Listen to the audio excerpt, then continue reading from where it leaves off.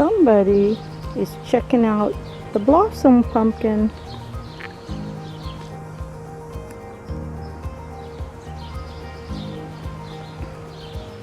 Mr. Bunny, Mr. Bunny, Mr. Bunny, in the garden. I see you. Ooh, the Marion berries are starting to get color.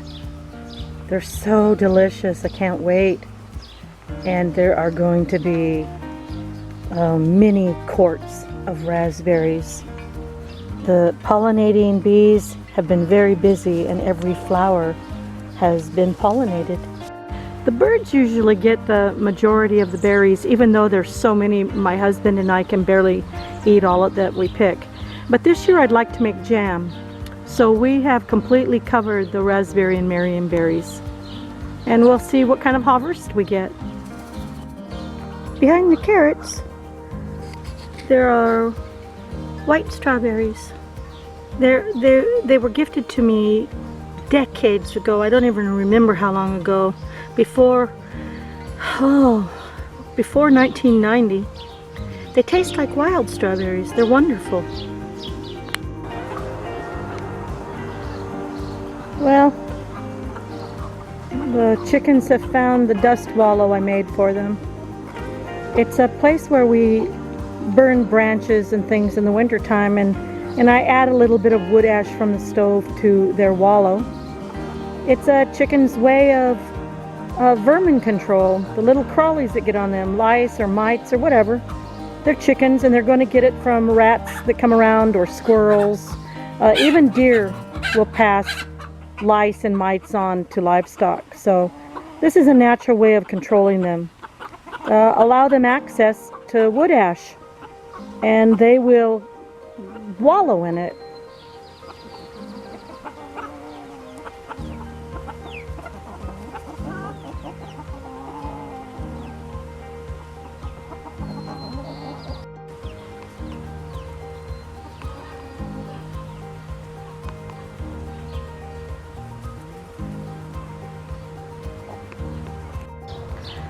In the food forest, a wild berry shrub called salmonberry, I think in the rubus family. It's bearing fruit right now and the birds are just loving it.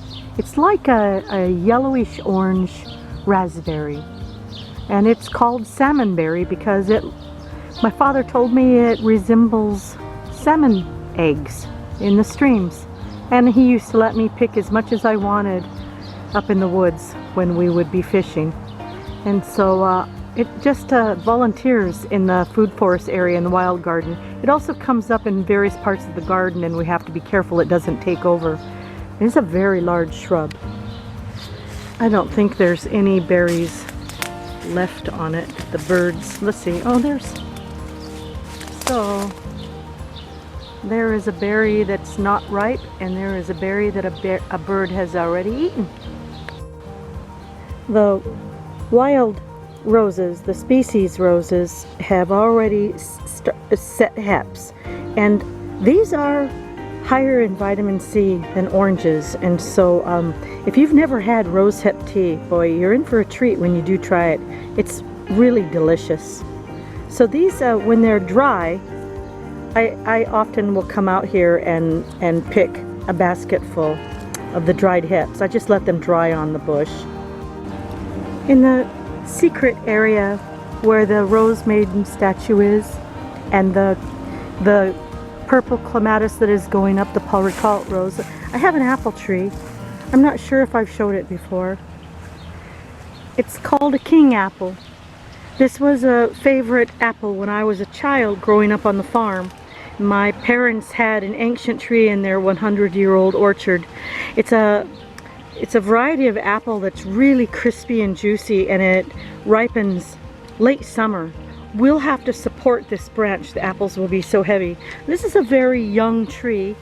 It's a dwarf tree. And let's see, oh, I have a codling moth trap in this one too, and it hasn't caught any codling moths, just the flies. And this tree is having a hard time making a living underneath a lilac shrub. So Well, lilacs are expendable, and this is a very large old white lilac. It could stand to be pruned back to give the apple tree more light, because I do really love this apple. We make apple cider with this tree. If I walked around my garden and showed every flower and named every bloom, my videos would be hours long. There's so much. But look at these peonies. My mother gave them to me over 25 years ago. And they were growing in her garden for at least 25 years.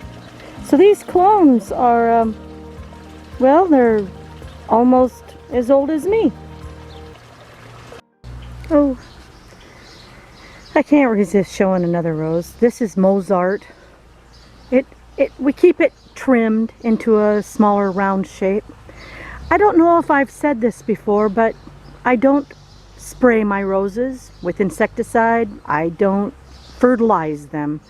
I don't prune them much except to keep them from crowding out pathways that I need to get through.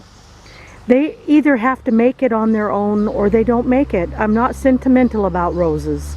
Well, it would take me hours to name every rose in this garden. I planted 230 roses starting in 1988. And because I do not spray insecticides, I do not fertilize, I do not prune, I just leave them to grow as they want to grow. It took about 3 years after planting them for nature to balance itself out. Many of the roses died. They couldn't survive the black spot. They couldn't survive the infestations of aphids. But what I found as the years went by and nature balanced itself out, the birds did the job of insect control, and the weak that were susceptible to disease, they died out, and I didn't plant them again. And so those roses that survived in my garden are extraordinarily hardy. Okay, one last rose for this video. This is Zephyrine Druhan, a thornless rose. Oh, it's supposed to be tender, but it's been growing there for decades, just like everything else. It's growing up off of the back patio through this mock orange. It's a double mock orange. Between the rose and the mock orange, who needs perfume? It's just lovely. So friends, when I say that I'm not sentimental about a rose or a plant, what it simply means is that I've lived long enough to know that sometimes something I love very much may die. And I can't replace pets or people that I lose over the years. I can just be profoundly sad. And when I lose a rose that I love very much, I don't replace it. If it was not hardy enough to live here in this garden under the conditions that I allow it to live in, then I just simply don't plant that rose again. And life is very short, and so there are so many other wonderful things that I can plant. And so that's what I do. I just keep planting. Well, this concludes part 2 of my mid-June wander through the garden. Thank you for visiting, and I hope you enjoyed my video. If you did, you know what I'm going to say next. Please give a thumbs up or a like, and subscribe if you haven't. Cheers, everyone.